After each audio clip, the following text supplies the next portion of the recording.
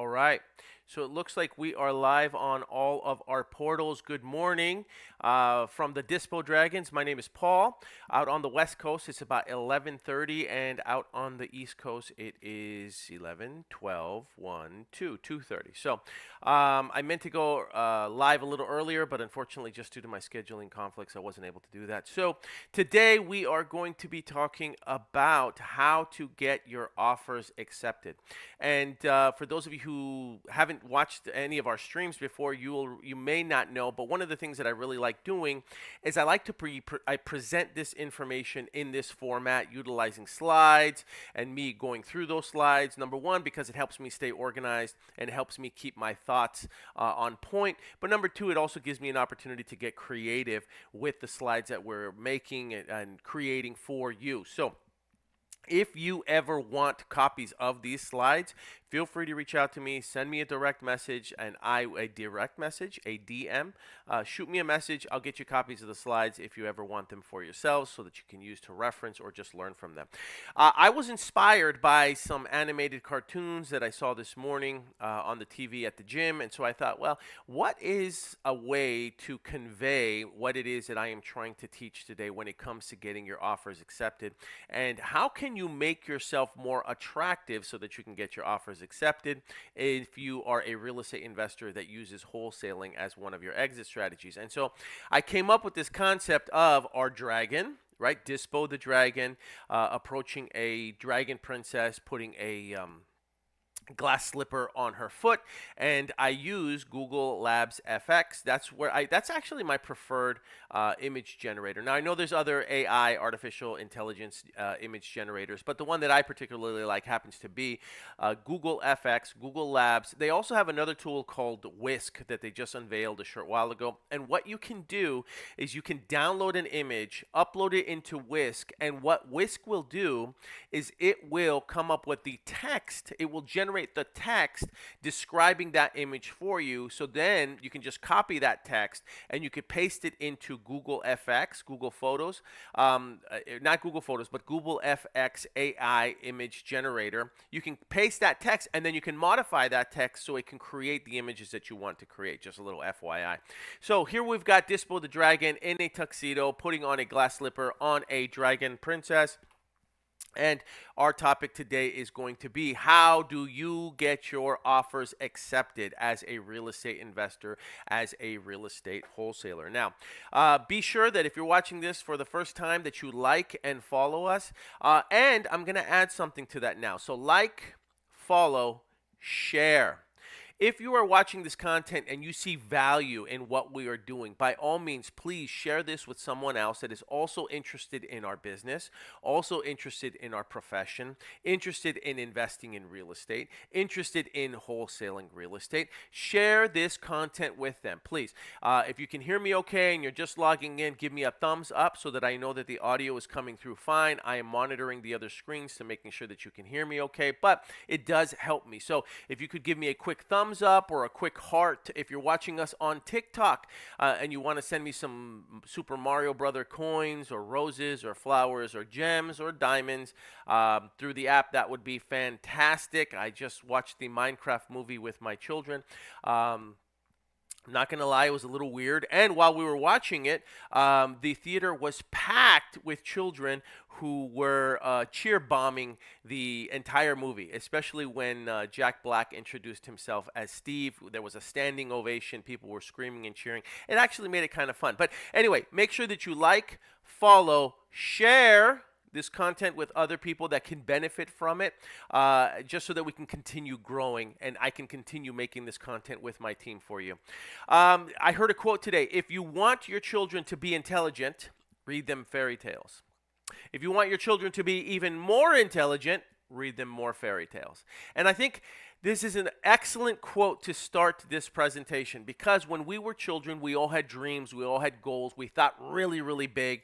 And as we gradually got older, little by little, those dreams started falling by the wayside. They started getting chipped away at. We started putting those dreams away. We started tucking them under the pillow. We started tucking them under the bed. We started burying those dreams. And so What this basically says is if you want your children to continue to dream big, keep showing them fairy tales, keep reading them fairy tales. But more importantly, as a parent now, I personally believe that we need to be reading these fairy tales more than ever, especially as we start to get older. Because as we start to get older, we become a little bit more cynical. Life beats us up. And so we stop dreaming.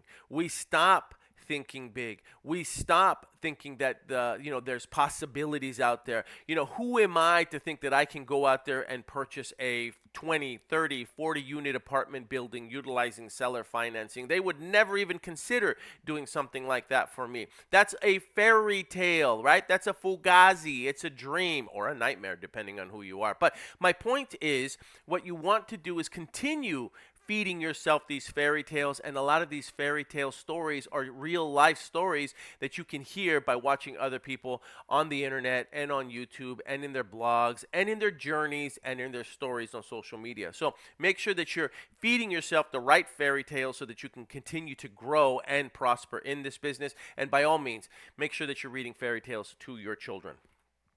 If you don't know it or not, I wrote a book. It is called Deal Like a Dove, Dispo Like a Dragon. Deal like a dove. So we're going to deal with people, sellers, buyers, investors, real estate agents with a olive branch like a dove. We're going to deal with them like a dove, but we're going to dispo like dragons. That's the premise of this book. It is written in a superhero type fashion, and I base a lot of it on the Deadpool and Wolverine.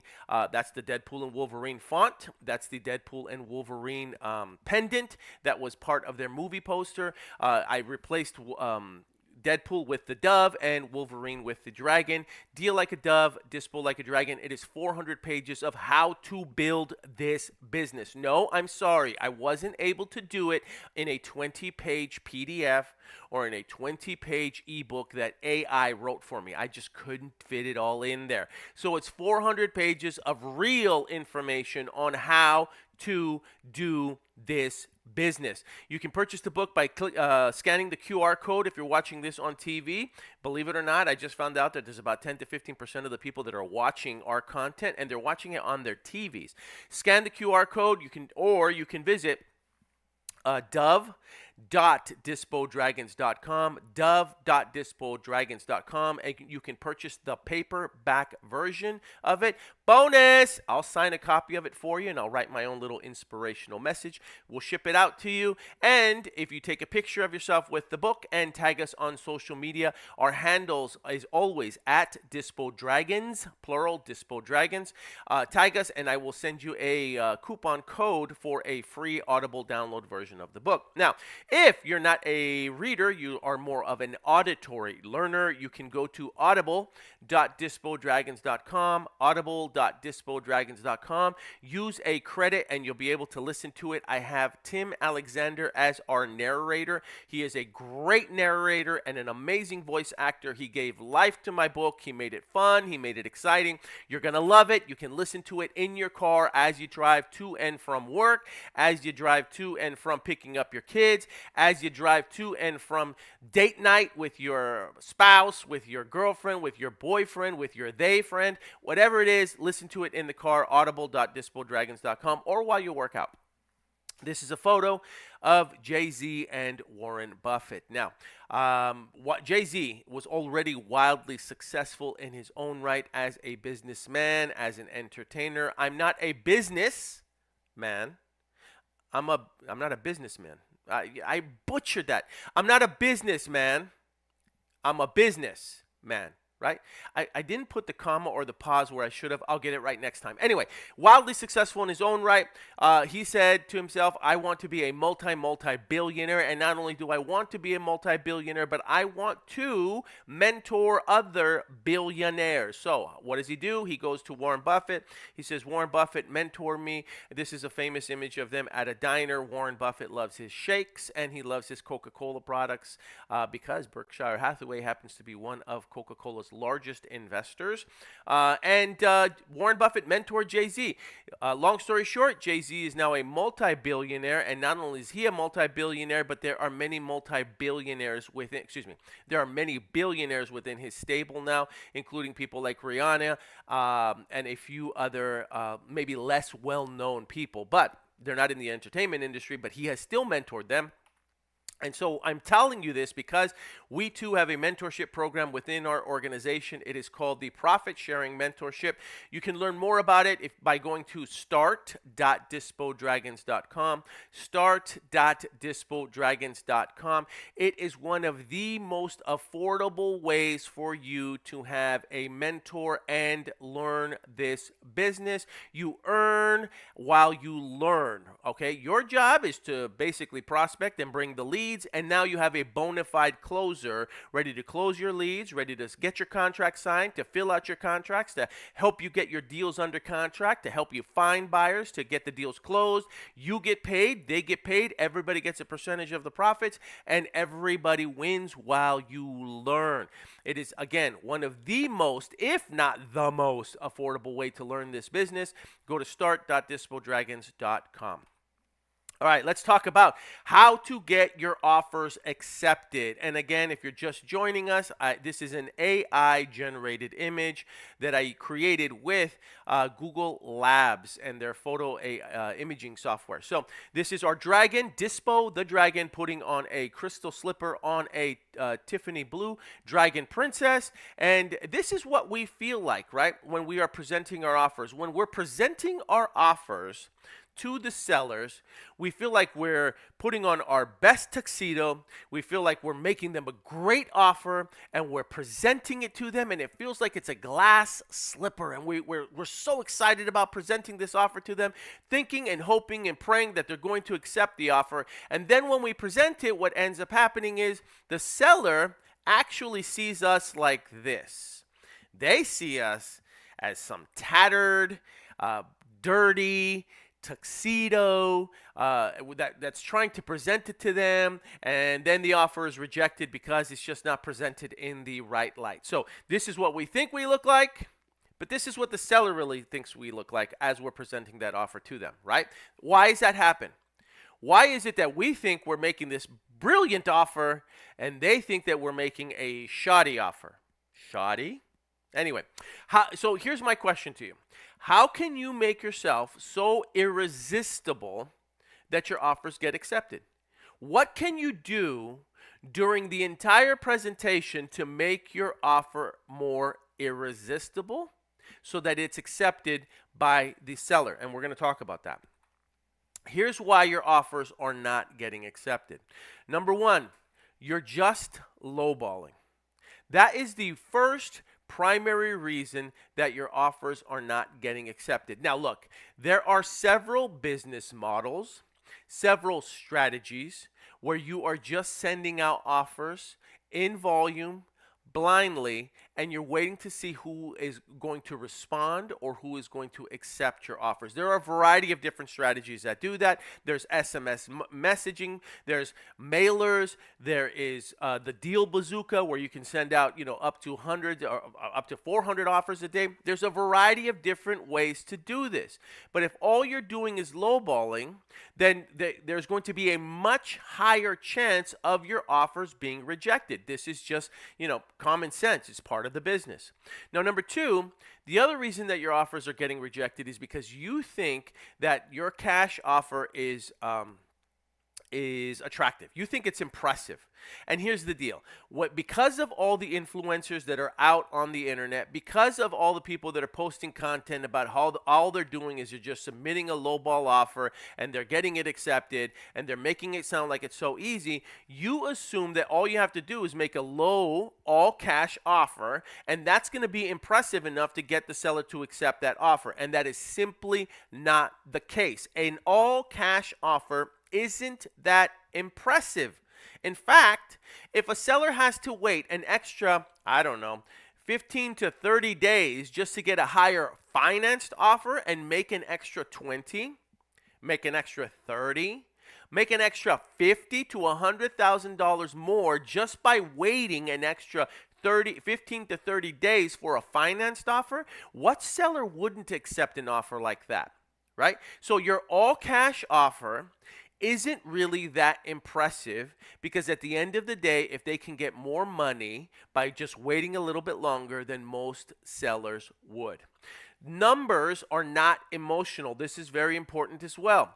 When you are approaching a seller and you are only approaching them from the perspective of a numeric value, and all you're doing is making your offer based on your numbers, then there's no emotions involved. They could care less. They'll take it or they'll leave it, right? So numbers are not emotional. Now, there is an asterisk to that because when we are talking about sellers that have properties like land, right, where there's really not much to get emotional about, it's just a piece of land, or they have a property that they've inherited that they don't want, or they have a property that they haven't been to in like 20 or 30 years, then in those cases, those sellers are much less emotional about the transaction. And so in that case, it might work. You might be able to get away just by appealing to their numbers, just by making them an offer strictly based on numbers, because there's no emotional attachment to the property. So in that case, it does make sense.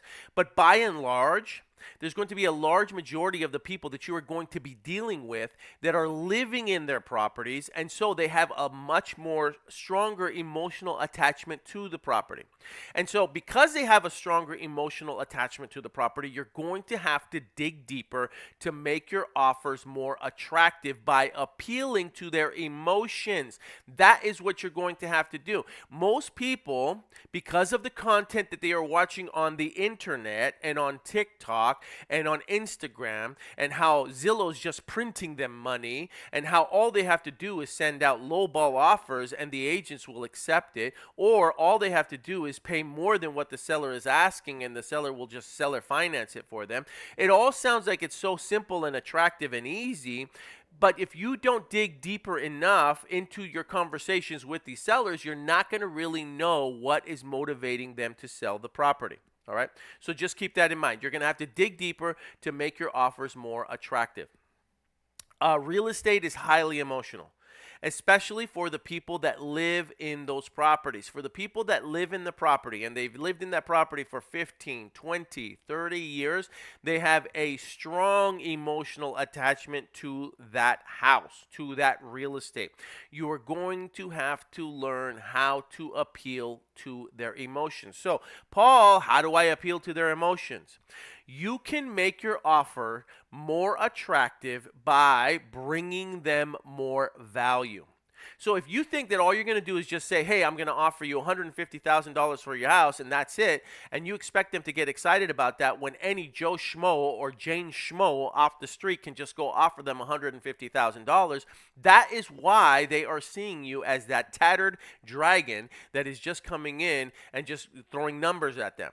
So what you have to do is figure out how you can become more valuable to them, and that will make your offers more attractive. So one of the first ways that you can do this is by the no repairs versus I can help make repairs conversation. Now again, this is another thing that is taught widely on the internet when it comes to real estate investing, when it comes to real estate wholesaling. It's widely known that we make offers, and our conversation typically goes like this: Mr. or Mrs. Seller, I can make you an offer, all cash on the property. I can do a quick close, or I can do a slow close depending on how quickly you'd like to close. Oh, and by the way, I'll purchase the property as is so that you don't have to do any repairs whatsoever. This is a very, very common script, a very common strategy that a lot of people in our business use, and they all say the same thing. The as is portion of the script. I'll buy it as is. You don't have to do a thing. How many of you have already heard that when you say that to someone, they'll say something like, I've heard that already. People have already told me that. This, I know you're going to buy it as is, and so I'm going to sell it to you as is. Everybody's doing that already. Everybody says the exact same thing. So how are you going to stand out if everybody's saying, I can give you an all-cash offer, I can close in 7 days, and I can buy it as is? How are you going to stand out? Right? So there's a couple things that you can do. Number one, you can acknowledge that you're going to buy it as is, or Or, Mr. or Mrs. Seller, if there was a way that we could make some repairs to this property so that it's a little bit more attractive. You know that I'm a real estate investor.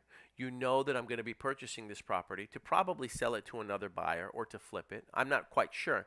But if there was a way that we could fix the property up just a little bit so that you could put more money in your pocket, would that be something that you would be interested in? Right? See how that's different than just like, hey, let me give you an all cash offer. I'll close in 7 days. Oh, and you could sell it to me as is, which is what everybody else is saying. But Paul, how am I going to make a statement like that when I don't have any money to make any of those repairs? Well, that's where you can get a little creative. All right, and that's where you're going to want to build a team of people around you. Now, if you have a general contractor that can come in there or a handyman and just do some basic repairs to the property to make it a little bit more attractive if you were to sell it to a end buyer. This is also called a novation, right, or a possible novation if you sell it on the MLS. If you work with that seller and you get a general contractor that's willing to make some of those repairs and then charge a premium, that premium could be anywhere from 10 to maybe 30% if the contractor is willing to wait to be paid through the title company or through the escrow company or through the closing attorney. In other words, if you have a contractor or a handyman that is willing to wait a little bit so that you could spruce the property up, put it on the market, find a retail end buyer, make the seller more money, and then still be able to pay the contractor or the handyman an extra 20 to 30% upon closing, don't you think that that would sound a little bit more attractive and make you a little bit more irresistible,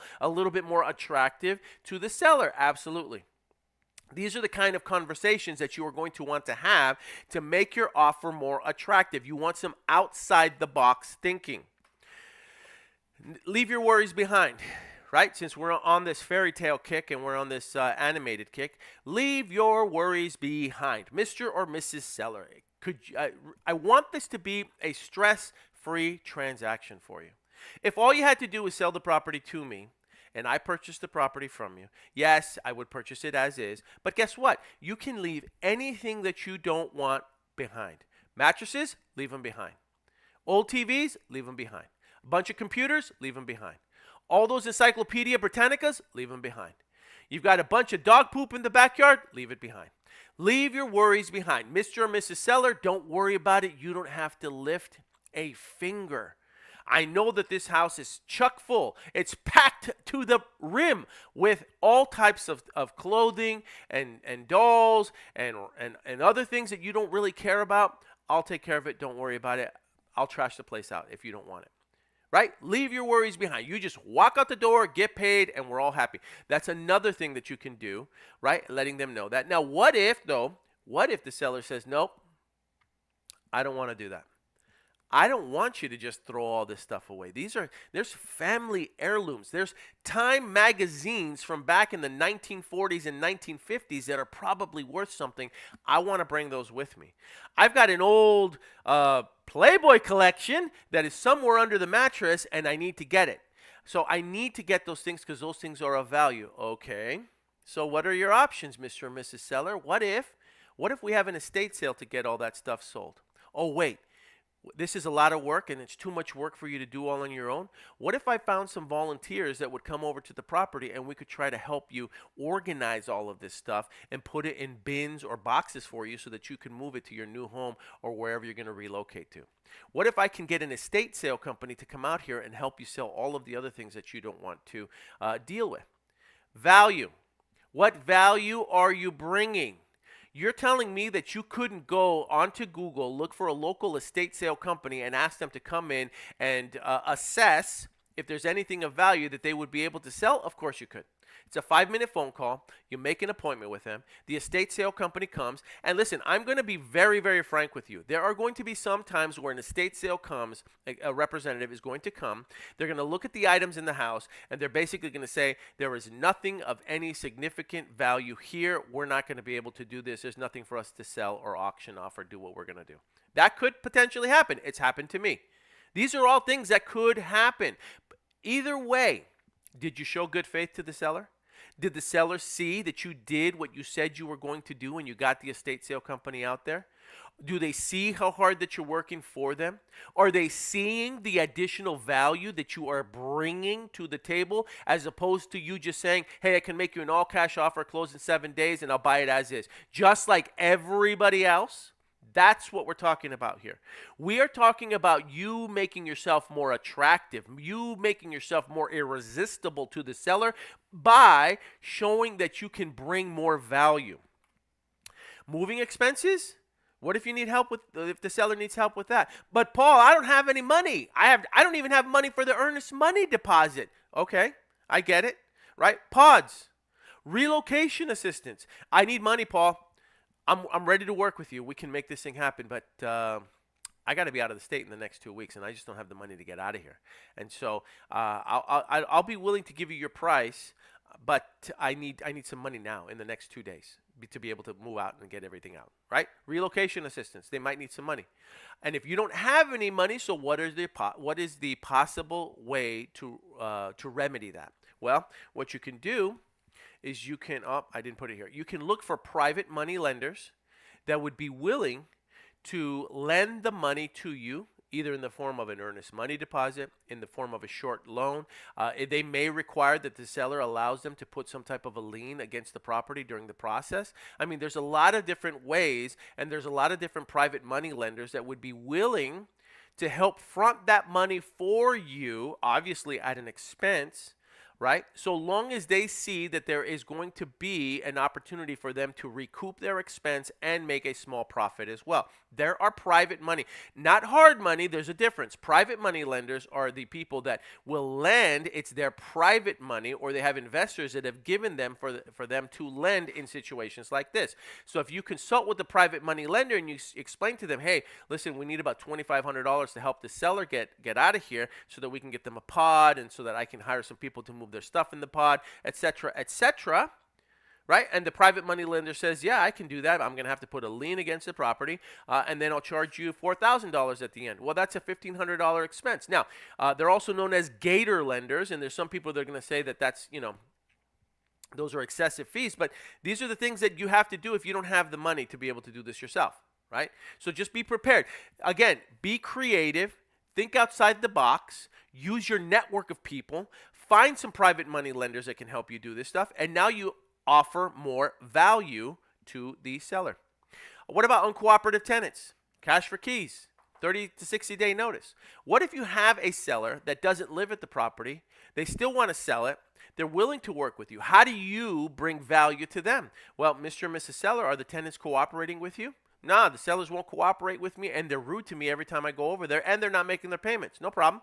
Would it be okay with you if I went and served them a 60-day notice on your behalf? And, oh, by the way, I can negotiate cash for keys for you. I can see if I can relocate them for you at our expense. Now, if you did that, right, and you were successful at negotiating cash for keys with the tenants that were in the property, and you figured out how to get them out of there so that the deal is more attractive to a future investor, right, are you demonstrating value? Are you making yourself more irresistible to a seller? Right? Does the seller see what it is that you are doing, especially in these situations where they don't want to deal with the tenant and they don't have a property management company that's helping them do that? That's value that you're bringing. You have now earned your assignment fee by doing these things. You can serve the notice. You can do cash for keys. Paul, how do I negotiate cash for keys? I don't even have money for the earnest money deposit. Again, network. Find a private money lender that can help you do these things. Right? They can get creative too. They will lend money so long as they know that they will get paid back and get paid back a profit, and they will find a way to either place a lien on the property or bill you, or there's a variety of different ways. But the point is, this is how you create value for yourself. Upfront cash allowance. Hey, Paul, listen, I'm willing to work with you. I'm willing to sell this property to you, but I need some money to move. Right? Again, private money lenders, PML partners. These are all different things that you could do by getting creative and making yourself more irresistible.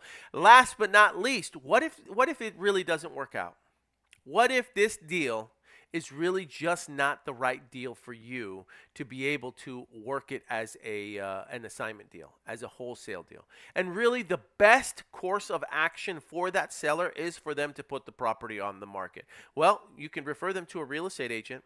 You can try to do a novation where you get the seller's authorization, limited authorization, legally using a power of attorney to be able to hire and fire a real estate agent, right? Depending on the value, the offer that you're able to make them, or maybe you just refer them out to a real estate agent, right? Does that show good faith if you say to the seller, listen, Mr. and Mrs. Seller, the numbers just aren't going to work for me. I can't quite get you what it is that you're really looking for. I can't get to that price point, but here's what I can do. I can refer you to a real estate agent that I think would be a really good job. And then you work with that real estate agent, you make the referral, and hopefully you get some type of a referral fee in exchange for doing that. This is another possibility, right? Referring them to a real estate agent. This sounds crazy. Dog walker, right? You'd be surprised. There was one seller that one of my JV partners, one of our mentees, was working with, and they offered to go walk the dog for them. And the seller loved them for it. Loved them. Elderly woman, couldn't do it anymore. She wanted the dog to go get walks. Once a day, the JV partner would go out there and walk the dog for her while we were closing the transaction. Bring them lunch. Next time you have a meeting, if it's in person. I mean, if you just show up with Subway, hey, I'm going to Subway. Is it right if I bring you something to eat? What do you want? These small little acts do wonders. Bath and Body Works. Why did I put that in there? We had one seller who had 4 dogs in her house, and the house reeked of dog pee. Just reeked of dog pee. You could smell it the minute that you walked in. So what did I do? I went to Bath and Body Works, bought about 4 different candles, brought them in there, and I said, hey, listen, as a gift to you for working with me, I got some candles. Is it all right if I light them? I didn't tell her, hey, your house smells like dog pee. I just said, would it be okay with you if I lit these candles for you so that we could get that blueberry pie smell in here? Is that okay? And you'd be surprised, right? You'd be surprised how much she appreciated that. It was just a small gesture. You bought 3 candles, $12 each, $36. Again, how do you make yourself more? And this, by the way, was during negotiations. This wasn't. We weren't even under contract yet. This is just us talking about selling the property. And here's the other thing. Don't be discouraged if you don't get a deal signed and under contract during the first meeting, during the first conversation. A lot of times it takes multiple meetings and multiple conversations for you to be able to get a deal under contract. And there's a lot of people that beat themselves up because they went to go see a seller, they made them an offer, and it didn't go anywhere. These things take time. These are big decisions. You're not in the convincing business. You are in the guiding business, right? You're not trying to convince them to sell.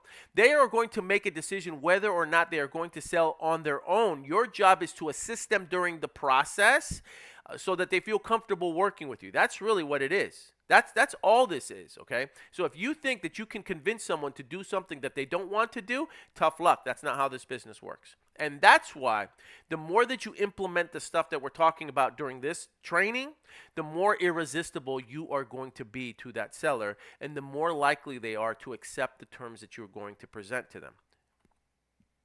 I lost my slide. Make yourself so irresistible that they can't imagine not doing business with you.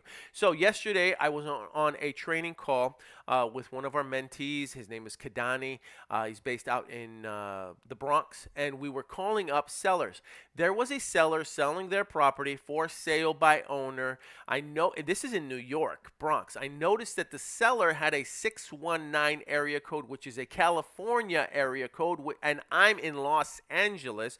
So I called the seller with Kadani. He heard the conversation during one of our coaching calls. He's listening to me close the seller, and the seller is telling us, well, listen, I already met with a few people at the property. It was a good deal, by the way. I met with a few people at the property. I met with a family. There was a general contractor. He made me an offer already. It wasn't full price, but he made me an offer. I think I'm going to go with them. And I'm still trying to close, right? I want this deal. So I'm saying, okay, well, what if we made an offer that was a little bit higher than theirs? There was still margin.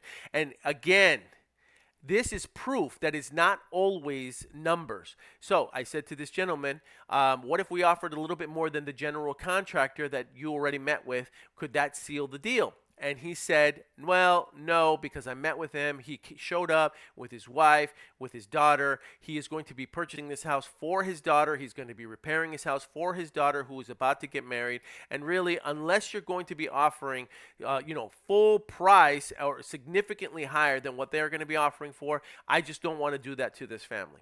So what did that family do? They made themselves more irresistible than I made myself, even though I was willing to come up an extra $5,000 or $10,000. Okay, it still wasn't full price, but an extra $5,000 or $10,000 over the existing price wasn't going to be enough. Then that family, because they made themselves more irresistible. And what did they use? They didn't necessarily use any of these strategies. They used their story. Their story was, I'm a general contractor. I'm a father. This is my wife. This is our daughter. She's about to get married. I want this house. I'm going to fix this house up for her so that she can live in this house with her family. And that story touched the seller in a way that even an extra $5,000 to $10,000 wouldn't be enough for him to go somewhere else. And it looks like they're going to get it under contract. Good, God bless them. Congratulations to them. But my point is, you have to make yourself so irresistible that they can't imagine doing business with somebody else. And hopefully, using the strategies that we talked about today, it's something snapped, and now you're going to be able to do that, right? The little things: bringing the lunch, bringing the candles, walking the dog, helping them move, helping them relocate.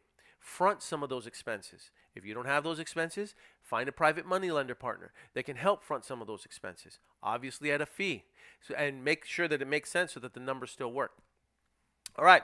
Now, if you haven't joined yet, please join our Dispo Dragons Dollar Club. It costs $1 for lifetime access. You can go to school.dispodragons.com, school.dispodragons.com. But Paul, why do I have to pay $1? I can get this information for free on YouTube. Yeah, I get it. Listen, you can get this information on way more places than YouTube. You can get this information on TikTok, on Instagram, on Snapchat, on WAP. You can get it in there's so much information out there. You're not paying the $1 for the information. What you're paying for is a tribe. Okay? What you're joining is a group of like-minded individuals who want to succeed in this business, who want to learn how to do this business.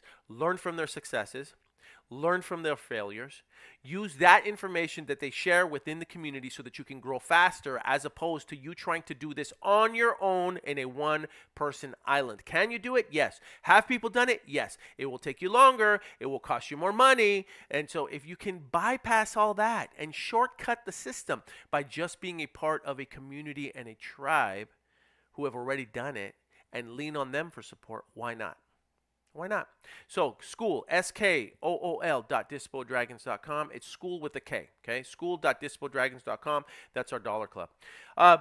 Before we conclude, please make sure that you like, follow, and share this content with other people. If you felt like you got some value today, if I made this presentation so irresistible for you that you feel like you should share this with other people that need help in this business, other people that are looking for ways to augment their income, other people that are looking for ways to invest in real estate, other people that want to learn how to wholesale houses. If you know of other people that could benefit from this content, please like this video, share it, and follow us for more content that we are creating and curating for you. If you need any help with the deal, please shoot me a direct message. We're looking at deals all day long.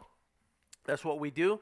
Analyzing, reanalyzing, looking for different exit strategies. Always looking for ways to restructure deals. If you find yourself tied up in a deal where maybe you priced it too high, there's a lot of different things that we do.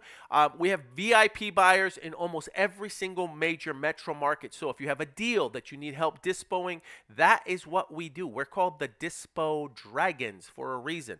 Let me know. We can get that property or that deal right in front of the right eyeballs for the right buyers buyers that are most likely to purchase that property. I appreciate you being with me. Have a great weekend, you guys. We will conclude next Monday, going live again. If there's anything you need help with, let me know. I can probably cover it during that live. Take care. We'll talk soon. Bye.